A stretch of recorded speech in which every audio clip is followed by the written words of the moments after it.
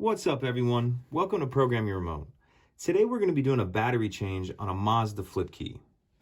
Now this particular style flip key fits many different Mazda vehicles.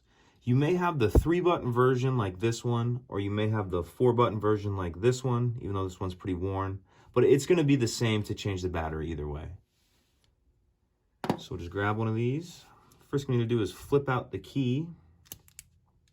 And you're going to need a small screwdriver for this. You're going to need so the blade can fit in this, where the key flips in. Okay?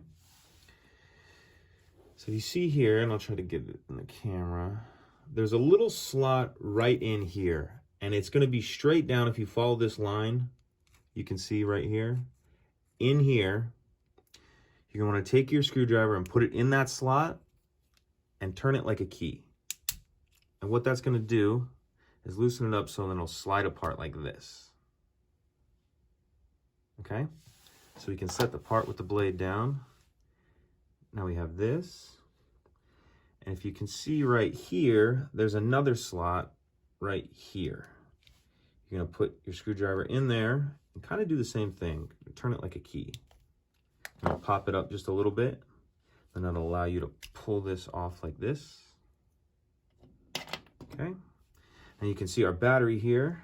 I'm just going to take my screwdriver, get under the edge of it a little bit, the battery out. Now this is a CR-1620 battery. So we got our new one here, and you need to put it plus side down. That's probably the biggest mistake people would make.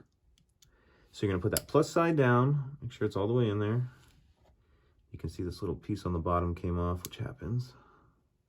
So we'll get that set like that. Put this front cover back on. Okay. Now we can slide this back in. That. And that's it. Pretty simple. If you have any questions, let me know. If you could take a second to like and subscribe, it helps the channel out, and I'd appreciate it. Thank you.